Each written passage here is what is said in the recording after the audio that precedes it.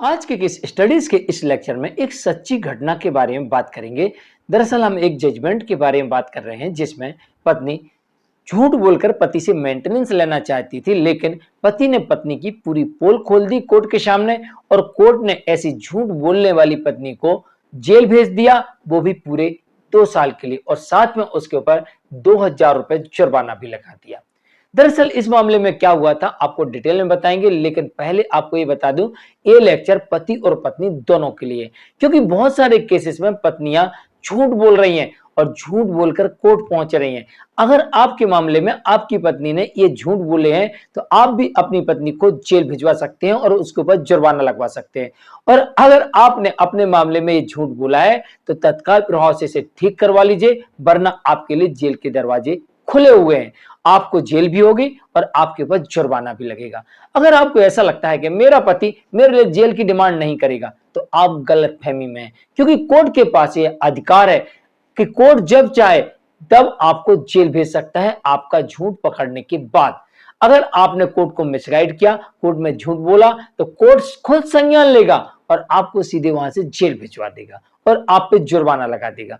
पति डिमांड करे तब भी होगा और न्यायालय खुद चाहे तो खुद संज्ञान लेके भी आपको जेल भेज सकता है।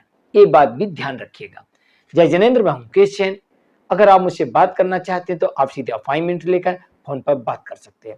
अपॉइंटमेंट के लिए या इस तरह की जजमेंट्स के पैकेज के लिए जिसमें आपको 150 से अधिक जजमेंट्स मिलेंगे या अन्य किसी जानकारी के लिए, दिए गए नंबर पर आप हमें एक छोटा सा मैसेज लिखिए। इसके बाद हम आपसे संपर्क करेंगे। वीडियो को लाइक और शेयर कर दे। चलिए शुरुआत करते हैं।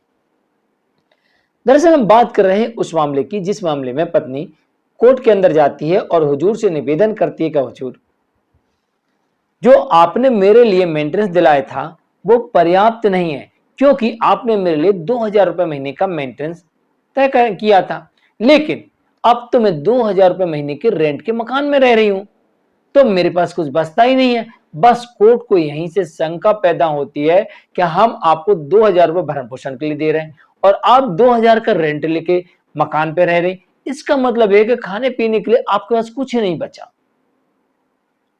भाई आप ये कहते हैं 500 रुपए महीने का मैंने मकान लिया, तो 2,000 रुपए मेंटेनेंस पाने वाले को 500-700 रुपए का मकान समझ में आता, 1,000 का भी समझ में आता, लेकिन यहां पर पत्नी कहती 2,000 रुपए का, और यहीं पर पत्नी फंस जाती। अब पत्नी झूठ क्या क्या बोलती समझ लीजिए। आमतौर पर पत्नी मेंटेनेंस के मामले में पति की इनकम डबल ट्रिपल या उसके पूरी परिवार की जो इनकम होती है उसे जोड़ के पति की इनकम बता देती है।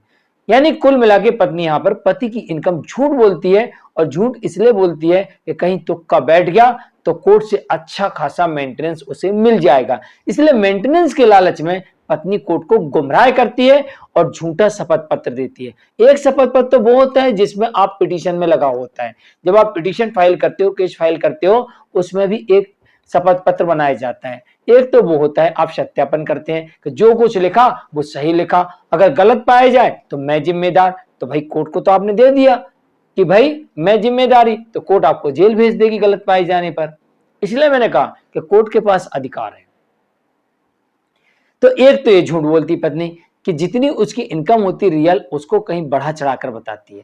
दूसरी गलती ये करती है पत्नी कि पति के पास कोई प्रॉपर्टी नहीं होती है, फिर भी बताती पति के पास इतने खेत हैं, इतने मकान हैं, ये भी बता देती है।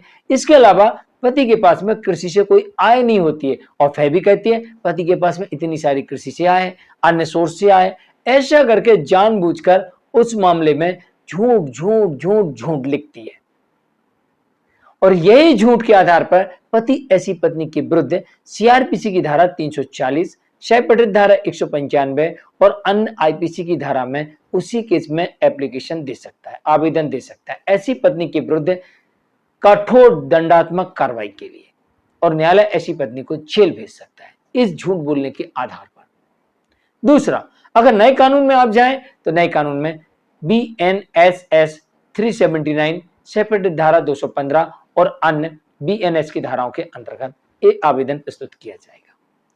अब बहुत सारे मामले में पत्नी शपथ पत्र भी झूठा देती है, अपनी जॉब तक छुपा लेती है और अपना बैंक स्टेटमेंट, बैंक अकाउंट तक छुपा लेती है, कहती मेरा कोई बैंक में खाते नहीं है, और पकड़ी गई यहां तो पति ऐसी पत्नी को जेल भिजवा सकता है।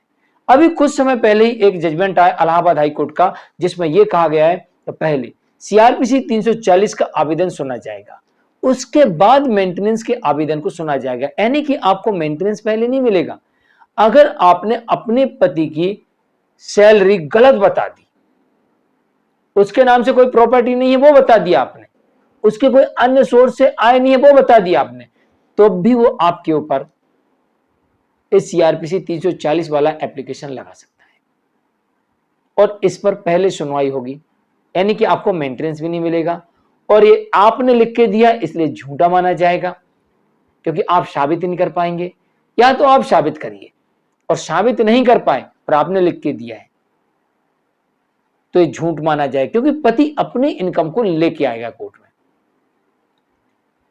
पति कह रहा देखो साहब मेरी ये बैंक स्टेटमेंट है, ये मेरी सैलरी है। आज एक मामला देखने को मिला जहां पर पति की सैलरी 40,000 है, पत्नी बता रही है 1,22,000। मैंने कहा आप तो सीधा सीधा इसके ऊपर सीआरपीसी 340 लगा दीजिए। आप उसके साथ रह रही थी, आपने उसके साथ पिछले 3 साल से आप उसके साथ थी, तो आपको उसकी सैलरी के बारे में जानकारी है, आपको अन्य सोर्स के बारे में जानकारी है, आपको प्रॉपर्टी के बारे में जानकारी है। 3 साल में आपने इतना सब कुछ तो जान लिया। अरे 3 साल क्या, लोग तो 1 साल में जान लेते हैं, 1 साल क्या 1 महीने में जान लेते हैं, 1 महीने क्या 1 दिन में कोई किसी की सैलरी जान लेता है। खासतौर से पति पत्नी एक दूसरे की सैलरी जान लेते हैं। आप सीधे तौर पर कोर्ट को मिसगाइड कर रही हैं। अब इस मामले में पत्नी ने क्या किया था कि एक रेंट एग्रीमेंट लेके आई थी। तो पहली बात तो कोर्ट को वहीं शक हो गया कि भाई 2,000 रुपए आपको मेंटेनेंस देते हैं और आपने 2,000 रुपए महीने का रेंट पे मकान ले लिया, तो ये तो यही कंट्रोडक्शन हो गया कि आपको खाने को क्या बचा।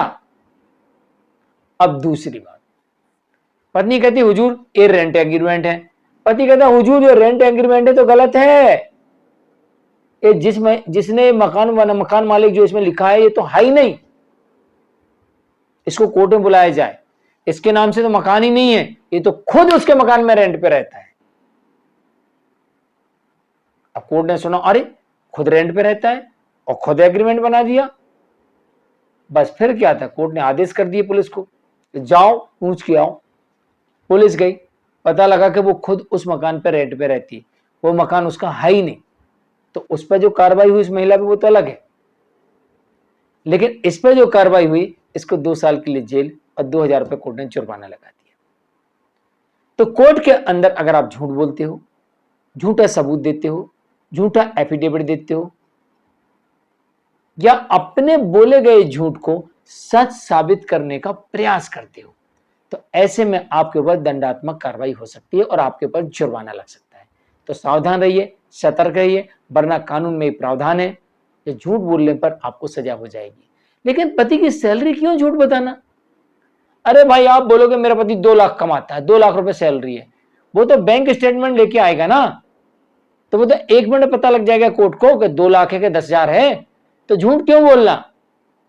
आप झूठ बोलकर खुद अपने केस में क्यों फंसते हो?